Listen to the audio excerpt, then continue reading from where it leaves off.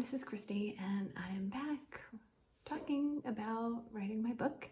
Today is actually the last day of November, and it's the last day of NaNoWriMo, National Novel Writing Month, and the goal was to write 50,000 words. I am up to about 33,000 words.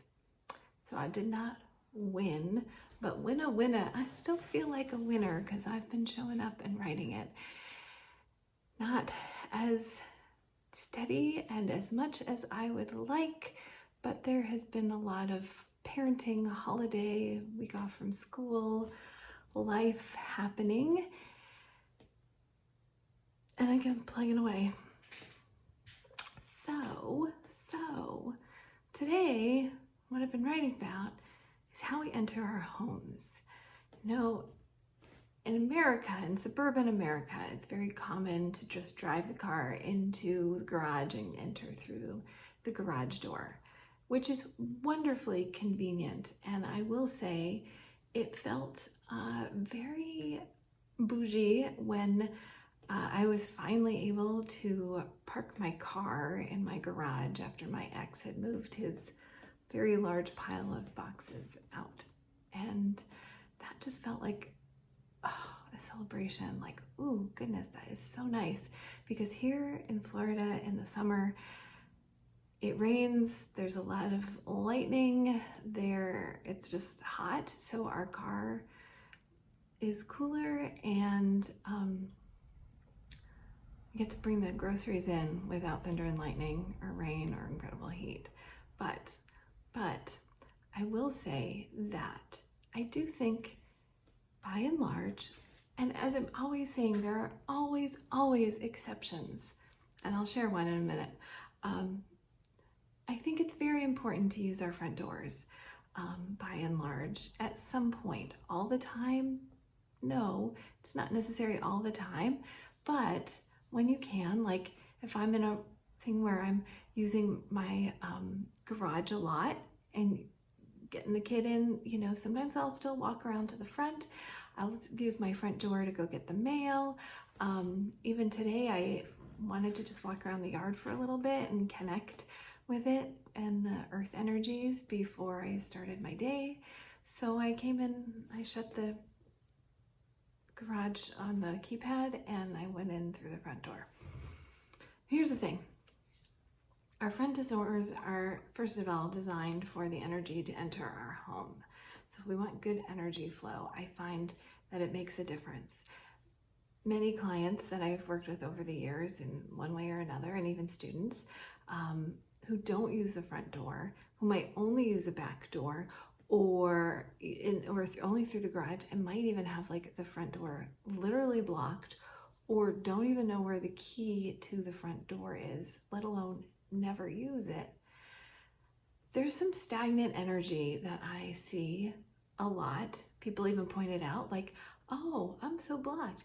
The things I want in my life are not coming into me, and I'm not using my front door. And there's something to that, of like a feeling of blocked, you know, and how that might be showing up for you subconsciously, and what kind of subconscious messages you might have, or beliefs about front doors and entering. You know, you might have some real experiences from childhood that standing at a front door and going into your home or another home might have been a really scary thing. Bad things might have happened. It might have been very unstable emotionally, physically, financially, and entering might have been a real challenge. And so there would be good reason in an unconscious, unhealed way to keep your front door blocked, because then you don't have to subconsciously relive those things. Our homes just play out in so many ways in our lives.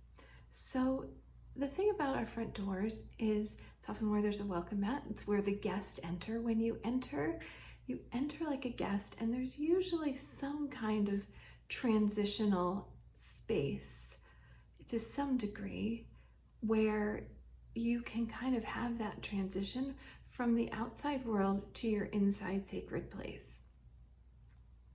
That's really important, is to be able to have a separation of what happens out there to what happens in your home, where you have far more control, usually, hopefully, of what it looks like, what it smells like, how it feels, where you flow, what you eat, how you sleep. You know, there's so much that we can control in our homes to some degree or another. Everybody's different. So when you enter in the back door, though, you're entering like help. You're entering not usually in a place that is a good transition into a moment. Like I enter through my laundry room, through the garage. So there's that, and I'm walking through, and my transition into my home is, oh my gosh, there's another pile, because I am forever having piles of laundry to fold and put away. There's that has to get done, so there it is. So I like to have that balance. Sometimes, you know what, it's just more practical. It's just easier to get in and get out, and we do that. But having that balance and having the presence and the consciousness to use your front door as a transition, as a portal from this outside world into your sacred space in your home.